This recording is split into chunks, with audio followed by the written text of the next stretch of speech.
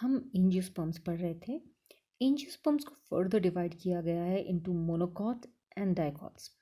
Now जो plants single cotyledon के presence में होते हैं उन्हें हम मोनोकॉट्स कहते हैं, और जिनके सीड्स में दो कॉटिलिडन्स होते हैं जैसे कि काजू या बादाम, उनको हम डाइकॉट्स कहते हैं।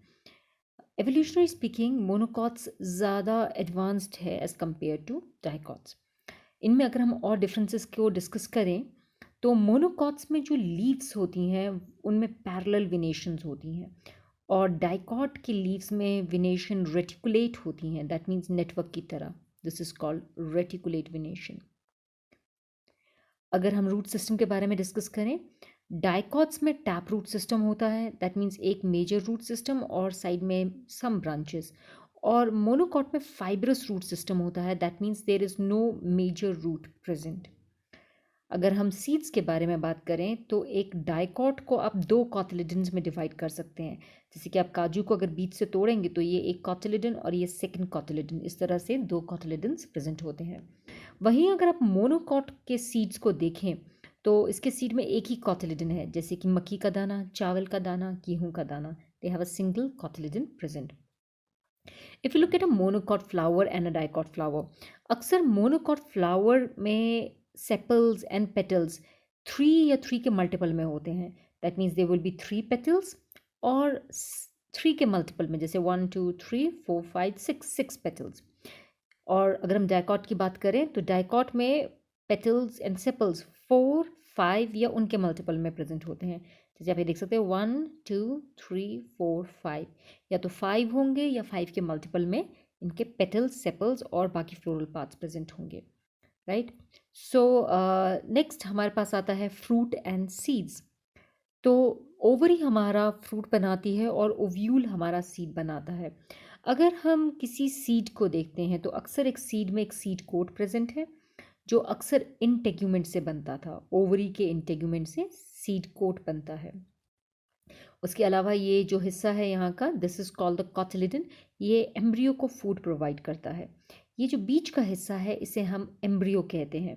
इस एम्ब्रियो में एक ऊपर का हिस्सा है जिसे प्लूम्यूल कहा जाता है, जो स्टेम और लीफ फॉर्म करेगा। नीचे के हिस्से को हम अक्सर रेडिकल कहते हैं, जो रूट फॉर्म करता है, राइट। नाउ कॉटिलिडन और प्लूम्यूल के बीच का जो हिस्सा है इसे हम एपिकोटाइल कहते हैं, that means above the cotyledon, epicotyl.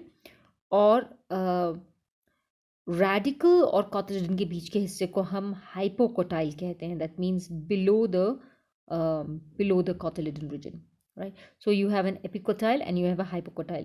उसके अलावा किसी भी सीड में एक छेद प्रेजेंट होता है जिसे वो पानी एब्जॉर्ब करता है, that is known as a micropyle, और एक निशान हो सकता है जिसे हम हाइलम के नाम से जानते हैं। तो अब यहाँ देख सकते हैं कि यहाँ पर राजमा के दाने में जो छेद है उसे हम हाइलम के नाम से जानते हैं, माइक्रोपाइल के नाम से जानते हैं, और ये जो निशान है इसे हम हाइलम के नाम से जानते हैं। सो अगर हम मोनोकॉट सीड के बारे में बात करें तो मोनोकॉट सीड में सीड और फ्रूट वॉल कंबाइंड होती है, ओवरी और ओव्यूल कंबाइंड होता है। So this is the outer seed coat like this. Seed coat के बाद ये जो सेकेंड लेयर प्रेजेंट है इसको हम बोलते हैं एल्यूरॉन लेयर। ये प्रोटीन से बनती है और ये डाइजेस्टिव एंजाइम्स प्रोड्यूस करती है एंडोस्पर्म को डाइजेस्ट करने के लिए। अंदर ये जो फूड मटेरियल है इसे एंडोस्पर्म कहते हैं, this is triploid in nature, और ये एम्ब्रियो को फूड प्रोवाइड करेगा। This part is known as the embryo. Embryo में टॉप पर प्लूम्यूल है, this is the plumule which will form the stem. Plumule के ऊपर प्रोटेक्टिव कवरिंग है जिन्हें हम कोलियोपटाइल कहते हैं।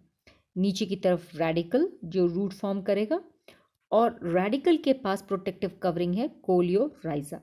और इसी एम्ब्रियो के साथ यहाँ पे जो एरिया है इसको हम सिंगल कॉटिलिडन के नाम से जानते हैं, जिसे हम स्क्यूटुलम भी कह सकते हैं।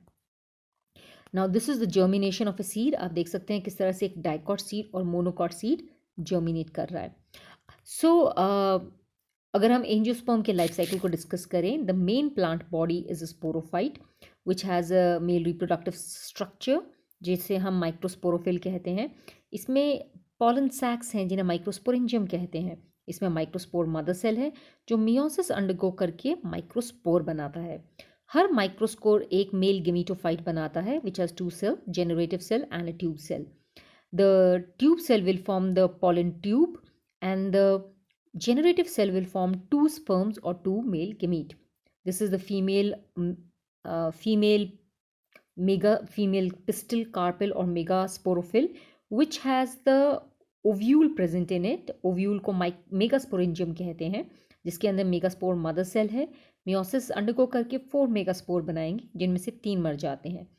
एक मेगास्पोर जो सर्वाइव करेगा वो फीमेल गेमीटोफाइट या एम्ब्रियोसैक फॉर्म करता है which has a egg, and the male gamete will combine with the egg to form a zygote. The second male gamete will combine with the polar nuclei to form a endosperm, and this seed or the embryo will form the sporophyte. So this is the life cycle of an angiosperm. आज के लिए इतना ही करते हैं. Thank you and have a nice day.